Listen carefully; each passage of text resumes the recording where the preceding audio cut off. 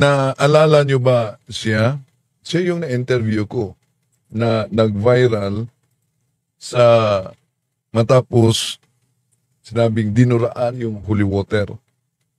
At ayon sa mga The Revealers na makaanib sa Iglesia ni Cristo, Katoliko daw. Ito. Kawawang-kawawa na ngayon si Cain Medalliano. Kumakain ng lupa. Pero mas kawawa ito sa INC. Nagkakalat ng chismis. Ito sinagot na di Kabornok.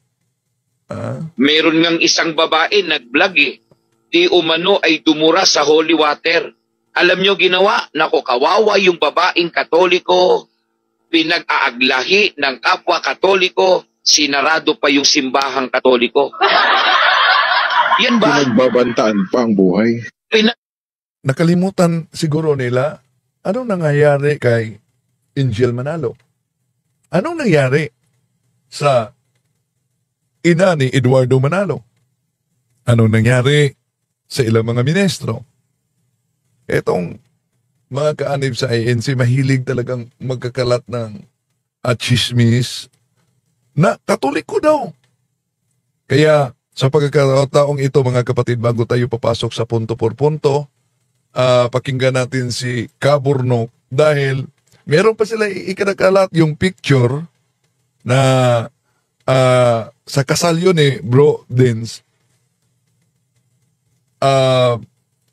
Kasama si Bro Jirelo, si Bro Dwayne, ako at yung iba. At isa umano dyan ay si Kabornok. And then, grupo daw ng mga biki. Talagang apektado na talaga itong mga kampo ni Manalo. Sige, tatalakayin natin ito. Bago dyan mga kapatid, may nakita kong video dahil di ko na makontak kasi si Tain, no? Di ko na makontak. Nakita ko na lang ito sa social media na kumain ng lupa.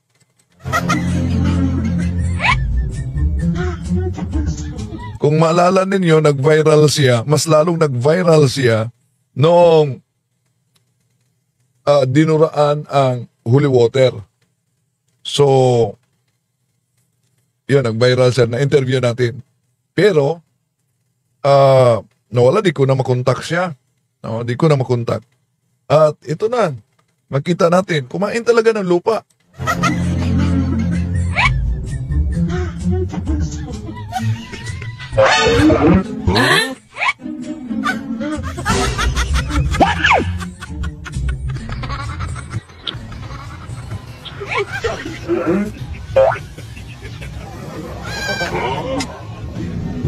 Ang hirap talaga gumawa ng content, ano? Pero, ginawa siyang content ng taga-iglesia ni Manalo sa The Revealers. Katoliko daw umano ito. At sinagot naman ni Kabornok. Meron ngang isang babae nag-vlog di umano ay dumura sa holy water.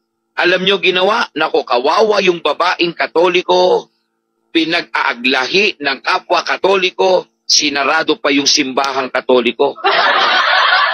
Yan ba? Pinagbabantaan pa ang buhay. Pinagbantaan ng buhay ng kapwa Katoliko. Sa puntong ito ng ating programa, kung hindi ka pa nakasubscribe, pakiclick po ng subscribe button at ng notification bell para updated po tayo sa ating mga susunod na videos.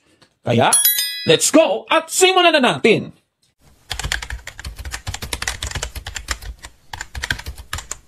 Magandang araw mga kapatid and welcome na naman sa isang bagong episode dito sa Factbusters PH. Babasahin muna natin yung Efeso 5:11. Ganito po ang ating mababasa. Huwag kayong makibahagi sa mga gawain ng kadiliman na walang ibinubungang mabuti. Sa halip ay ibunyag ninyo ang mga iyon.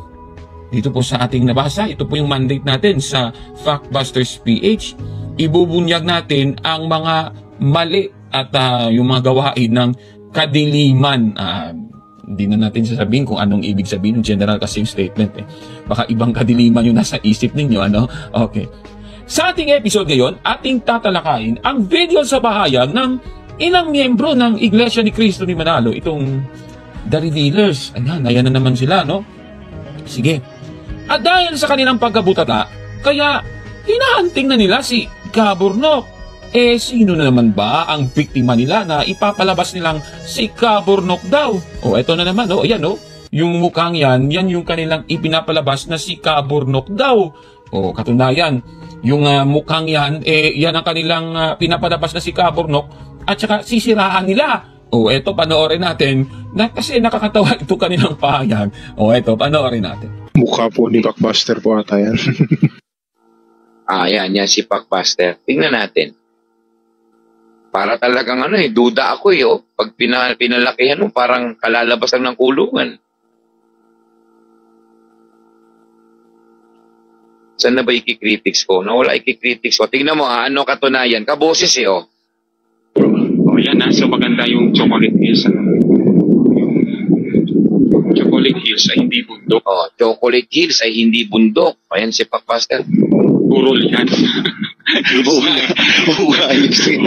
Yung hills sa Tagalog. May pagka-beki din samahan din ng mga beki Samahan din ng mga tabing Ako naniniwala ako sa mga nagpa-picture nito, puro beki yan. Tingnan mo yung nakaputi. Tingnan mo yung ngitian Tingnan mo yung pangalawa. May bulaklak pa. Tingnan mo yung nasa gitna. Tingnan mo yung pang-apat. Tingnan mo. Samahan to ng Mula po sa ating napanood, mga kapatid, ayon po sa kanila, siya daw si Kaburnok dahil kaboses niya ang nasa video na kanilang ipinakita. Ang masasabi ko lang ang pogi naman talaga ni Kaburnok kung totoo man siya si Kaburnok. Ngunit kung siya man si Kaburnok dahil kaboses niya si Kaburnok base sa video na kanilang ipinakita, ang tindi namang sweeping conclusion yan, Totoo ba ito, mga kababayan? Naalala ko tuloy yung Pinoy Big Brother, mga kapatid. Na nung nakaraan, napanood natin yung Pinoy Big Brother Collab Edition. At isa nga sa mga maiinit na topiko tungkol sa Pinoy Big Brother ay kung sino si Kuya. At ayon nga sa iba, si Kuya daw ay si Laurenti Jogi. At napakadami tayong nakikitang post na ganyan sa internet. Nakikita nyo sa screen, mga kababayan. Talagang si Laurenti Jogi, yung sinasabing siya daw si Kuya ng Pinoy Big Brother, At kahit sa Google, pinapalabas talaga na si Laurenti Jogi daw itong si Kuya. Alam naman po natin, si Laurenti Jogi ay hindi po si Kuya. Kung may kahawig na boses, ibig bang sabihin, siya na kaagad ito? Ako naman, grabe naman yan. Katunayan, sabi nga ni Laurenti Jogi, hindi nga siya si Kuya ng Pinoy Big Brother. Ito, panoorin natin. So many questions from the outside world. Is Direct Laurent Jogi Big Brother? Is he Kuya? Everybody wants to find out. Ikaw pa talaga. Ever since they've associated me with being Big Brother, I cannot be, and they say my voice is the same as Kuya. Yes. But I cannot be in the house 24/7, so it cannot be me. It cannot be me, Rico. Okay, so it came straight from Direct Laurent. He is not Big Brother.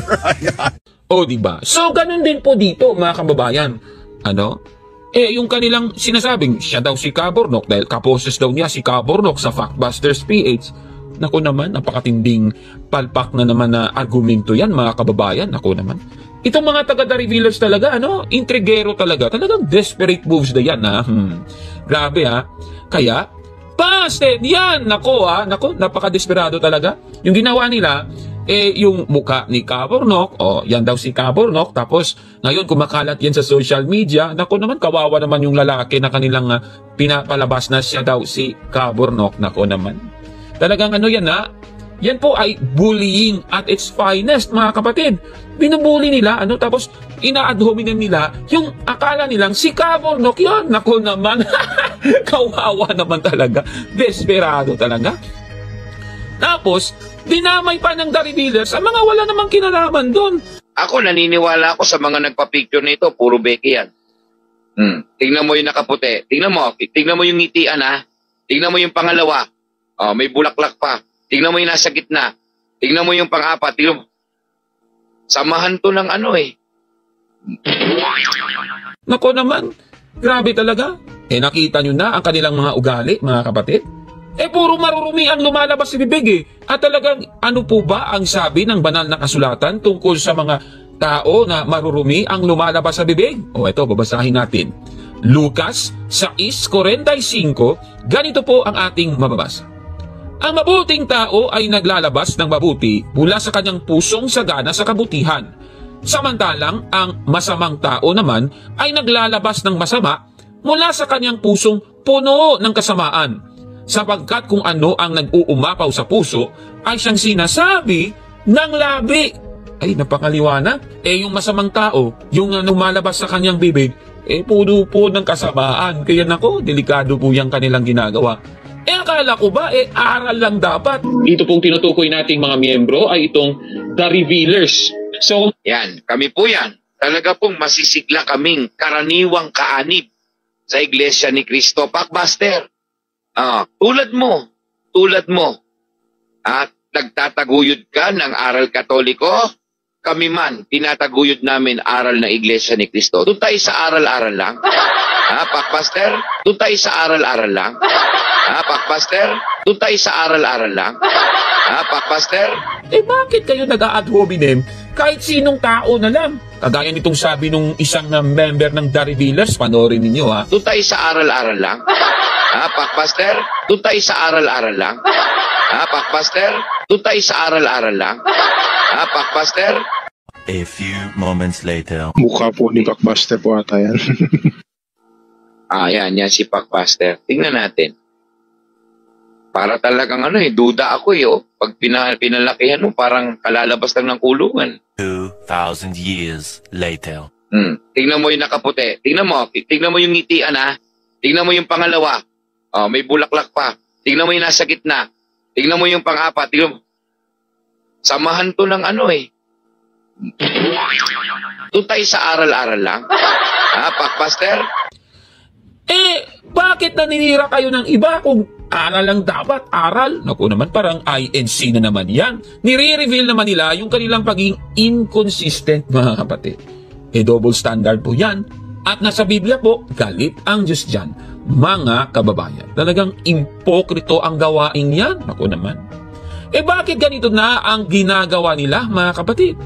Alam naman po natin, sa Roma 1:25, sinasamba nila yung sinasabi nilang nilikha. Kasi si Kristo tao para sa kanila, di nilikha siya ng Diyos, yan ang kanilang pinapalabas, sinasamba nila yon. Yung mga taong ganun, tumatalikod pala sa katotohanan at pinalitan nila ang katotohanan ng kasinungalingan. At sabi po ng banal na kasulatan, ang mga taong ito, mahilig po sa chismis yan. Mapanirang puri. Tapos, wala silang pakundangan kung sino nalang ituturo nilang siya si Kaborno. Mapagpataas pa. Akala mo naman, magagaling. Hindi naman totoo yun. Tapos, mayayabang pa. Tapos, mapagkathaba ng kasamaan. Ako naman, kawawa naman ito. Nasa Biblia, suwak na suwak sa kanila talaga. Pagkatapos, sila, talagang mapapahamak sa huling mga araw. Talagang yung kanilang ginagawa, sabi ng banal na kasulatan, yung karapat-dapat sa mga ito, paparusahan ng ikalawang kamatayan. Hindi daw maliligtas. Ayan, napakaliwanag ng nakasulat na yan. Ako naman. Ang ugali ba nila ay isang ugali ng tunay na nagtatanggol sa pananampalataya? Hindi naman po. Ayon sa unang Pedro 3:15-16, ang sabi dito, lagi kayong maging handang sumagot sa sino mang humihingi ng paliwanag sa inyo. Pero ano daw, dapat gawin ito ng mahinahon at may paggalang. Wala naman silang paggalang dyan, kahit sino na lang, kanilang sinisiraan, nag-a-ad hominem na lang sila, Talagang mga palpak, kawawa naman, mga kababayan. Ganito talaga, basta mga desperado na, yan ang ating masasabi. Ngayon, pagkatapos, naalala nyo ba yung tinalakay natin noon na ginawa nila sa anak ni Candy Pangilinan? Actually, Yan po, tinalakay natin noon yan, ano? Nakikita nyo sa screen, ano? Yung ginawa nila sa anak ni Candy Pangilinan. Tignan nyo, ang todo deny na bahayag ng mga manalistang ito. Panoorin ninyo mga kapatid. Kung naalala ninyo mga kapatid, sila po ang may pakana sa pagkutya sa anak ni Candy Pangilinan, mga kababayan. Sagutin po natin, hindi po kami ang may gawa niyan. Kapwa Katoliko po ang gumawa niyan. Ibinibintang po sa TR yung ginawa ng nag-post na yan, di po kami. Pakbaster, hinahamon kita. Okay? Yan bang issue na yan? Na hiningi na ng tawad kung sino man ang nasaktan dahil hindi gagawin niya ng mga kakapatid namin sa INC? Ha? Alamin natin, Pakbaster, kung sino may gawa. Papayag ka ba? Kaya mo bang manindigan? Hinahamon kita, Pakbaster. Ano sabi ni Candy Pangilinan dyan? Huwag na nating pansinin. Hindi makatutulong yan sa anak ko. Pagkatapos ikaw na Katoliko, na dapat tulungan mo at respetuhin si Sister Candy Pangilinan, ganyan pa ang kinontent mo? Bagay, hindi tayo magtataka. Meron ngang isang babae nag-vlog di umano ay dumura sa holy water. Alam nyo ginawa? Nako, kawawa yung babaeng Katoliko, pinag-aaglahi ng kapwa Katoliko, sinarado pa yung simbahang Katoliko. Yan ba? Pinagbabantaan pa ang buhay. Pinagbantaan ang buhay ng kapwa Katoliko. Kaya itong ginawa po ng bornok ni Pakbaster na pamamaratang at pagbibintang para ang issue ay muling mabuksan, hindi nakatutulong yan kay Sister Candy Pangilinan. Kung ako sa'yo, Pakbaster, humingi ka ng tawad kay Sister Candy Pangilinan na kapwa Katoliko mo. Patay na yung issue Bornok. Patay na. Ano ba layunin mo? Gusto mong manakit. Pero ano ang naging epekto ng ginawa mo? Hindi kami ang nasaktan. Sorry to say, naaawa ako sa'yo kung saan ka pupulutin, Bornok. At syempre, Ate Candy Pangilinan, kami po ay walang layuning ganyan. Pagsabihan mo rin po yung mga kapwa nyo Katoliko na binubuhay ang isyu na wala silang matibay na batayan. Grabe namang pagdidinayan, ha? Bakit kayo nagdi-deny? Sa post nga ninyo nakalagay, The Revealer sa unofficial platform. Logo nyo yan Nako naman, palusot pa kayo. Bakit ibinabalik pa ang issue na ito? Aba, grabe naman. Yung ginagawa nyo pala, ibinabaon nyo lang pala yung issue na ito. Nako naman. Ang sagot ko po, para aware po ang mga Katoliko sa mga ugali ninyo na matitindi. Kahit anak ni Candy Pangilinan, pinapatulan ninyo. Grabe talaga. Ang tindi nyo talaga. Nako naman. Talagang ating mandate yan sa Factbusters PH. Dapat nang ibunyag ang inyong mga ginagawang kapalpakan dyan, mga kababayan. Ako naman. At alam niyo po ba, mga kapatid, ito ba yung masaklap, Talagang mafe-face spam ka sa kanilang ginagawa. Nagtangka pa silang magpakalat ng fake news. Naalala niyo ba yung babae na nagdura doon sa holy water sa isang simbahan? Nako, meron silang fake news dyan. Panoorin ninyo, mga kapatid. Meron ngang isang babae nag-vlog di umano ay dumura sa holy water. Alam nyo ginawa? Nako, kawawa yung babaeng Katoliko, pinag-aaglahi ng kapwa Katoliko, sinarado pa yung simbahang Katoliko. Yan ba? Pinagbabantaan pa ang buhay. Pinagbantaan ang buhay ng kapwa Katoliko. Mula po sa ating napanood, mga kababayan, pinapalabas ng The Revealers na Katoliko daw ang babaeng nagdura sa holy water sa isang simbahang Katoliko. Grabe naman ang kanilang akusasyon. Tanong, totoo ba yan, mga kababayan? Nako naman. So, para masagot ang tanong na yan, siguro, sasagutin mismo yan nung babaeng nagdura doon sa holy water sa isang simbahan. Siya mismo yung magsabi. O, panoorin natin. Sa pagkakataong ito, kasama natin si Christine Midalia. Dami ng mga nag-interview sa kanya, kaya balak niya hindi makipag-interview, ngunit sa ngalan sa simbahan. So, humarap siya ngayon. No? Christine, kailan yun nangyari ang pagpasok niyo sa simbahan, yung nag-viral ang video na inaakusang dinuraan mo? to Sunday. Last Sunday po. Oo. So, ang daming nagba sa'yo, no? At may mga natanggap ka na detress? Totoo? Oo. Daghan ka ayo Jud. Text? Tinexan ka? Oh, dili through post. Through post and on messenger. Daghan. Anong sabi? What yun po? Nakitaan ko ni Jimenez. Pag makita ka nila dito sa Jimenez, papatayin ka daw. So, ipablatter mo yan. Christine, ilang bisis ka nagsimba sa St. John Baptist? This year? This year, nagsimba ka? Kalang lang na yun. Dito lang nga tayo na nakasimba ko balik dito. Pero nangumonyon ka rin? Oo. Yung time ito, nanguan ko. Nangumpisa. Nangungumpisal ka? Nangumonyon? Oo. Pero hindi ka binyagang Katoliko? Hindi ka pa nabinyagan bilang Katoliko? Pero kasimba ko. Oo. So, huwag ka munang mangumonyon, no? Dahil hindi ka pa Katoliko. So, nabinyagan siya na? Asan ka nabinyagan, Christine? SDA. So, ano ang gusto mong ipaabot, lalo na sa mga nagbabas sa iyo, sa social media at mga nag-treat sa iyong buhay? Wala dito na ako gihimo na yung kuan ka nang na may video po na ako original.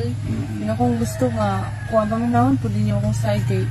Di-press ko, wala po pinagpasikat ng vlogger para lang may anak ko. Wala po ko nalipay nga naabot ko sa kuan sa National TV. Wala jud. Kaya ang akong vlog kanang it's more fun and wala jud ko na ko nga maka-hurt ko sa maski kinsa or maski sa simbahan Katoliko. Wala to. O diba? Itong mga taga-revealers talagang nagbibintang, talagang chismoso, talagang palpak. Diba? Klarong-klaro po yan, mga kapatid. Hindi po siya Katoliko. Siya po'y miyembro ng Seventh-day Adventist. Klarong-klaro sa kanyang bibig nang galing yan, mga kababayan. Naku, kalokohan talaga. At baka sasabihin naman nila, gawa-gawa lang yung video, Ito, babasahin natin. Nagpalabas na po ng statement ang Seventh-day Adventist Church ng Western Mindanao Conference. Ito, babasahin natin sa inyo. Official statement from the Western Mindanao Conference of the Seventh-day Adventist Church. Subject: Response to the recent incident involving Christine Medalla. Greetings. The Western Mindanao Conference, WMC, of the Seventh-day Adventist Church addresses the recent incident involving Christine Medalla, who was filmed disrespecting holy water at a Catholic church in Jimenez, Misamis Occidental, on August 3, 2025. This incident has understandably caused distress within our community, and we believe it is important to provide clarity and transparency regarding the church's position on this matter. It is important to note that Ms. Medalla was baptized into the Seventh-day Adventist Church as a child, after being adopted by an Adventist family. However, shortly after her baptism, she distanced herself from the church and has not participated in any Adventist worship services. The Adventist Church Management System, ACMS, records indicate that her whereabouts have been unknown for a significant period of time. Upon learning of the incident, the Public Affairs Department of the Western Mindanao Conference conducted a thorough investigation and confirmed that Ms. Medalla's name was indeed listed in the church membership records. After engaging in direct communication with her, it became clear that she no longer identifies with the Seventh-day Adventist faith. As a result, the church has made the decision to take the strongest form of discipline available, the formal removal of her name from our membership records. This action represents the most serious form of discipline or disfellowship in the Adventist Church, and it is not taken lightly. Disfellowshipping is a biblical process meant to encourage reflection and reconciliation, with the hope that the individual may return to faith. We want to make it clear that the Seventh-day Adventist Church does not condone actions that are disrespectful or disorderly, but we continue to extend our love to all sinners, including Ms. Medalla. Our goal is not punishment but to encourage reflection and, ultimately, restoration. We pray for her and all those who are on their own faith journeys, trusting that God's grace and love are always available. The Western Mindanao Conference remains committed to promoting peace, reconciliation, and Christian love within our community. We encourage everyone to engage in respectful dialogue and to embody the values of kindness, understanding, and mutual respect, even in challenging situations. In Christ, Pastor Abel B. Vergara. Public Affairs and Religious Liberty Director, Western Mindanao Conference, Seventh-day Adventist Church. So maliwanag po yan, napakahabang letter po yan, at sila mismo ang nagsabi na itong babaeng ito ay hindi po Katoliko, miyembro po nila noon yan, pero dahil sa insidenteng ito, sinasabi nilang ititiwalag daw nila ang kanilang member. O diba? So, ibig sabihin, itong The Revealers talaga, mga grabe ang tindi, desperado na, chismoso pa, gawa-gawa pa ng fake news. Ano bang masasabi natin? Di, busted yan! Nako kalokohan talaga yan. Sa ito po ang mga ebidensya na talagang ang The Revealers ay piko na po at nasasakta na sa mga katotohanan na dala ni Kaburnok. Biruin nyo, hinahanting si Kaburnok, inaatake yung mga mukha na ewan ko ba saan nila napulot yan. Ako, kawawa talaga. Ano po masasabi ninyo sa ating episode ngayon? Paki-comment po sa baba, mga kapatid. Okay, yon. Mapansin ninyo, pikon na pikon talaga ang The Revealers, ano? Pero pagdasal natin si Tay na nakita ko, di ko na siya makuntang, pero nakita ko kasi na nako, grabe, kawawa talaga. Ang hirap talaga magawa ng content. Kumain ng lupa.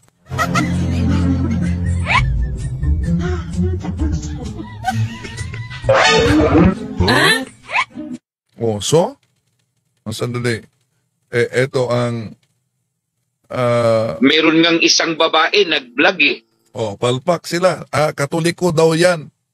Kaya di na tayo magtaka, mga kapatid, kung bakit pikon na pikon yung The Deceiver, the Revealers daw sila.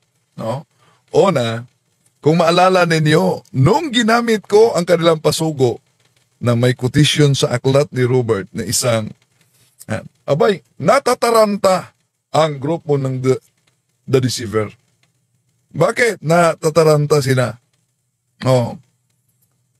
Palagi nilang ginagamit kasi si San Ignacio, Bishop of Antioch. Pero sa kanilang paggamit, iniiwasan talaga nila, mga kapatid, na banggitin sino ba si San Ignacio. Basta, sabi nila, the word Catholic was first used by St. Ignatius. Abay, tingnan sa pasugo nila, may quotation sila sa aklat. Si San Ignacio ay alagad ni San Juan Apostol. Kaya natataranta, pakinggan ninyo. Sino ang di magwala niyan? Kaya nga, kung mapansin ninyo, pati si Sinita, grabe talaga, no? Ang banat nila, ito. Ipakita naman ninyo na sa Diyos kayo naglilingkod. Ito, mga ngaral din ng ANC. Ang paring Sigitgano ay sa demonyo. Bakit ko sinabing mandaraya ka? Ang dami mong kasinungalingang ginagawa sa mga Katoliko. Puro panlulukod pangdaraya ka. Noon pa, ayan, payat ka pa. Noon, para kang may TV niya noon. Sa dami mong kasinungalingan, kaya tumaba ka. Kaya paano ako makakapos? Imagine, ang argumento dito sa INC na si Sinita, sa daming kasinungalingan daw tumaba ako. Siya matagal ng mataba. Ibig sabihin na bubuhay siya sa kasinungalingan. Kaya grabe na talaga ang banat nila. Palagay ko ito si Wendell Talimong wala nang pag-asa ito. Pero hindi ko naman hinahatulan to. Kasi halatang halata, kitang-kita yung kanyang pagdaraya. Sino ngayon ang mandaraya? Nung nalantad, talagang ganun siya, nalantad na yung Bible na gamit nila ni Sinita ay, di ba, may nakatapak. Tinapalan. Ngayon, balikan natin ang issue kaugnay ni San Ignacio. Palagi nila lang ginagamit, mga kapatid, St. Ignacio, Bishop of Antioch, the first who invented the name Catholic. At nabasa natin sa kanilang pasugo, ito, pina-research nila pasugo. kung kaninong alagad si San Ignacio. Alagad siya ni San Juan Apostol kasama si Santo Policarpio. Saan yan mabasa? Ito, research naman pag may time. Kasama Sige naman. nga, sige nga. Sige nga, ano yung bala niya, Kuya Robin? Ano yung bala niya? Biblia ba? Sige nga. Eto mga kapatid. Basugo, Pebrero 1977, 7.7 Barangay. Pasugo, February 1977. O, mga researcher natin, Pasugo daw, February 1997. Screenshot lang natin. Sagutin natin ito. The author of What Think Ye of Christ made a sweeping conclusion. Ano daw? Pero 1977, 7.7 Barangay. Pasugo, February 1977. O, mga researcher natin, Pasugo daw, February 1997. Nako, sinong palpak ngayon? Di ba? Sabi ko Pasugo 1977. Inulit naman niya 1977. Pero sabi niya, mga researcher, anong pinahanap niya? Pasugo 1997. Daw, February 1997. Oh, February 1997. Sinong palpak ngayon? Ha? Researcher natin, Pasugo daw, February 1997. Screenshot lang natin. Sagutin natin ito. Oh, 1997, pinahanap. Ang ginamit ko, 77. 1977. The author of What Think Ye of Christ made a sweeping conclusion that those who deny the alleged deity of Christ are heretics. After New Testament times, many heretics arose who denied the doctrine of the deity of Christ. These false teachers were denounced by believers like Ignatius, 110, Anno Domini, and Polycarp, who were followers of the Apostle John. Yon. Yan, napansin po ninyo kung ano yung Balik mo doon, Kuya. Oh, so napansin ba ninyo ano yung pasugo? Paano nila tinututulan ito? Ang pasugo na ito. Ha? Tinututulan nila paano? Gumamit sila ng ChatGPT. Ito, para tutulan. Doon sa ChatGPT sila nagpatulong. Di po ba sabi ni Wendell Talibong, may karapatan daw na magbago ng pangalan? Oh, sinabi daw. May sinabi ba ako na may karapatang magbago ng pangalan? Sa kanila yan, doktrina. Gumawa ng pangalan na pantukoy sa iglesia, itong si Ignatius. Eh sabi po ni ChatGPT, ito po tanong ko. Ito, si ChatGPT. Dahil para sa kanila, ChatGPT, credible umano. Galing talaga ni ChatGPT. Oo, galing ni ChatGPT. Tingnan natin ang galing ni ChatGPT, ha? Iglesia ata ito. Oo, iglesia ata ito ni Manalo si ChatGPT. Bakit? Do Ignatius have the right to change the name of the church? Oh, yan ang tanong niya ni ChatGPT. Meron ba umanong karapatan si San Ignacio na baguhin ang pangalan ng simbahan? Of course, wala siyang karapatan. Ang ginawa ni San Ignacio, ang Iglesia ni Cristo na tunay ay tinatawag sa una-unahang pagkakataon na Iglesia Katolika. Hindi sinabing pinalitan ng pangalan. Mali! Pati pa si ChatGPT pinapilipit. Yes or no? Sagot ni ChatGPT, no. Ignatius does not have the right to change the name of the church. Walang karapatan dati kay ChatGPT.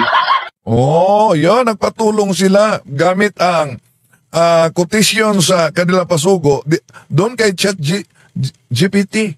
Bakit?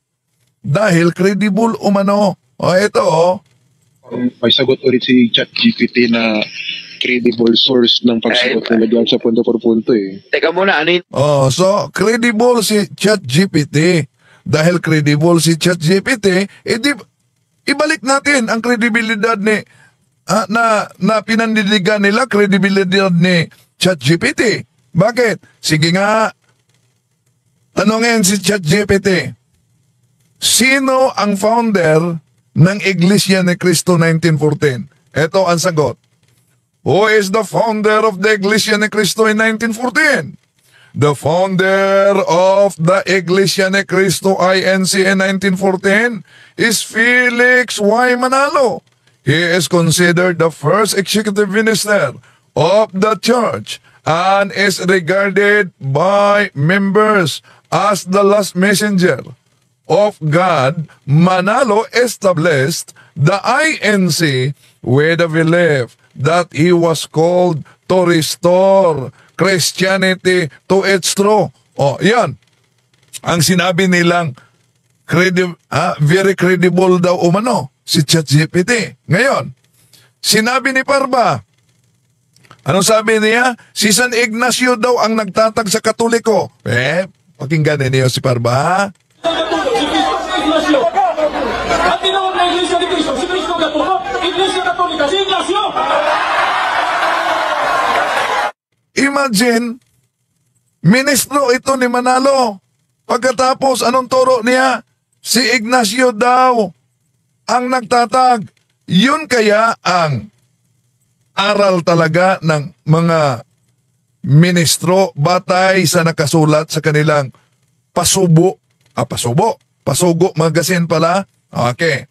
Tingnan natin kung ang simbahang Katoliko ba, dahil sabi ni Parba, tatag ni San Ignacio, itinatag ba ang simbahang Katoliko? Doon tayo sa kanilang Pasugo magazine. Ito, Pasugo, Marso, Abril 1987, sa pahina 4 ni Philion Fuentes. The Catholic Church, therefore, I strongly assert this, exists not because it was founded. So malinaw mga kapatid, na ayon sa Pasugo magazine, napasubo sila dito. Ayon sa Pasugo magazine, ang simbahang Katoliko ay umiiral, hindi dahil ito ay itinatag. Ngayon, dahil anong sabi nila kaugnay sa ChatGPT? Credible daw. Credible. May sagot ulit si ChatGPT na credible source ng pagsagot nila. Credible source is ChatGPT. Kaya, tanungin natin si ChatGPT, bumalik sa kanilang argumento. Dahil sabi nila, si San Ignacio ang founder ng simbahang Katoliko.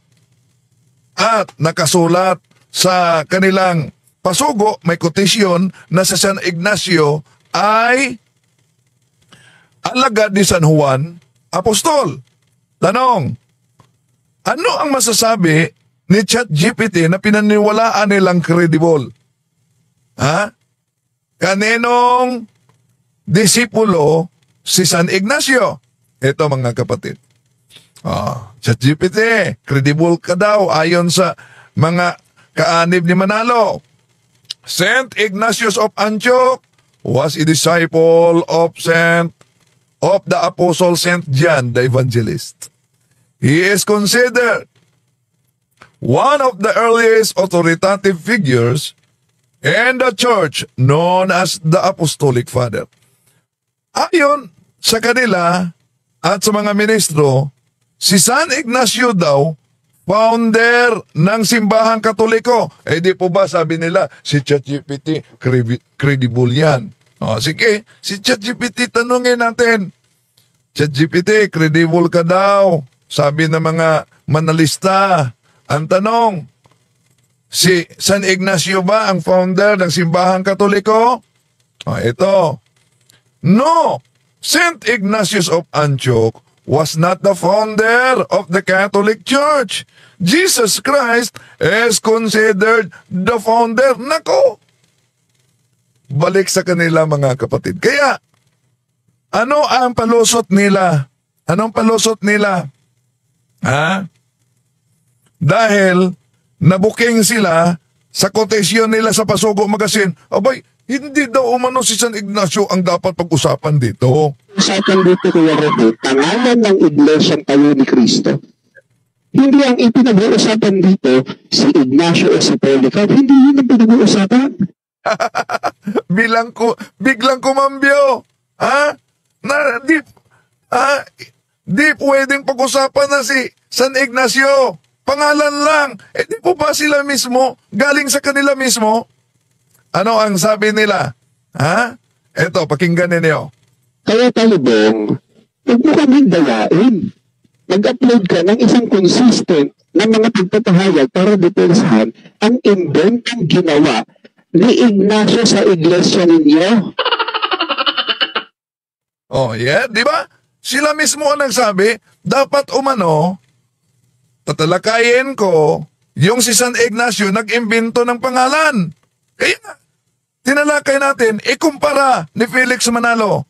Si Felix Manalo, pumasok lang sa loob ng kanyang silid, 3 araw, 3 gabi, hindi kumain, hindi natulog, pagkatapos, naging anghel na at nagtatag. Kumpara kay San Ignacio na nabasa natin sa kanilang Pasugo Magazine kung sino si San Ignacio. Kaya natataranta na talaga. Oh, Kung kaninong alagad si San Ignacio, alagad siya ni San Juan Apostol kasama si Santo Policarpio. Saan yan mabasa? Ito, research naman pag may time. Kasama na Sige, ano yung bala niya, Kuya Robin? Ano yung bala niya? Biblia ba? Sige. Ito mga kapatid. Pasugo, Pebrero 1977, 7.7 Pasugo, February 1977. Oh, mga researcher natin, Pasugo daw, February 1997. Oh, Kaya Talibong, February 1997. Nag-upload ka ng isang wag mo kaming dayain. Paano? Dadayain kayo. Nadaya na nga kayo sa pag-aanib sa naturang grupong tatag lamang ng tao. Oh. Ano pa palusot nila dito? Ang palusot nila dito, mga kapatid, may tanong sila sa akin. Ito, Siguro, Kuya Midan, mag-iwan tayo ng isang tanong dito kay Wendell Talibong. Wendell Talibong, sa ipinahayag mo na pasugo na ipinapakita namin sa iyo dito sa screen, halimbawa, ito, yan ay galing sa iyo. No? Yan ay galing sa iyo na ipinost mo noong September 16, 8:47 p.m. Ang itatanong namin sa iyo, ito bang si Robert J.W. Robert ay isang miyembro sa Iglesia ni Cristo noong July 27, 1914 na may kinikilalang sugong kapatid na Felix Manalo? Pakisagot lang po. Dapat kasi masagot niya yan, Kuya Midan, kasi ang kanyang pagpaparatang inaamin daw sa pasugo natin na tila baga yan po ay... Okay, yun ang tanong. Mas mabuti na sila na lang ang magsagot. Sino ba si Robert na may akda sa aklat na sinepi nila? Si Robert, si J.W. Robert ay gumawa ng isang aklat na Commentary of General Epistles of James. Inilathala noong 1963. Ang mga booklet niya ay commentary, book of men treatment ng bagong tipan. Maaari itong sermon, maaari itong teaching. Yan. Si J.W. Robert ay isang Church of Christ, Iglesia ni Cristo, Restoration Movement sa Texas, USA. So, kapangalan nila, English version lang. Kapangalan nila, English version. Sila mismo ang nagsagot. Pero, napakahina kasi ng argumento. Walang kalitoy-litoy. Bakit? Dahil sinepi ko yung kotisyon din sa Pasugo. Ang konklusyon nila, dapat ang lahat na nakasulat sa Pasugo ay paniniwalaan ko. Sabi nila, yun ang kanilang konklusyon. Ito, Ayan Kasi tinanggap niya yung bahagi sa umpisa tungkol doon sa si Ignacio at Polycarp ay mga followers ni Apostol Juan. Sa makatwid, kung itong bahagi na ito na ipinapakita natin ay tinanggap niya, malamang dapat niyang tanggapin ang lahat ng nakasulat dito, Kuya Midan. So, ang lalim, dahil sinipi ko yung bahagi sa pasugo, dapat lahat na nakasulat sa pasugo ay tinanggap ko. Balik natin sa kanila. Di po ba kayo mismo ang palaging gumamit ng aklat katoliko? Di ba? Palagi kayong gumagamit ng aklat katoliko. Ito, pakinggan natin mga kapatid, yung paggamit nila sa aklat katoliko. Ang aklat po ng Father Smith Instruct Jackson ni Reverend John Francis Knoll at pinagtulungan ni Reverend Lester Pallion sa 1953, page 35 to 36. Ang Iglesia ni Cristo ngayon sa kalagayan, sa kapangyarihan, sa aral, ay dapat maging katulad ng kanyang dating kalagayan, nang ito ay maglingkod sa mga tao sa pamamagitan ng 12 apostol. Sa iglesyang ito, ang lahat ay nananagot na umanib upang malitas. Yaong mga taong sa kapabayaan ay hindi nakilala ang iglesia o nakilala man ito ay tumangging umanib dito, ay hindi maliligtas. Napapansin po natin, Kuya Robin, na yung aklat na yan ay sinulat ng 2 reverendong pare. Mukhang aminado yung pare, na yung kanilang mukhang aminado daw ang pare.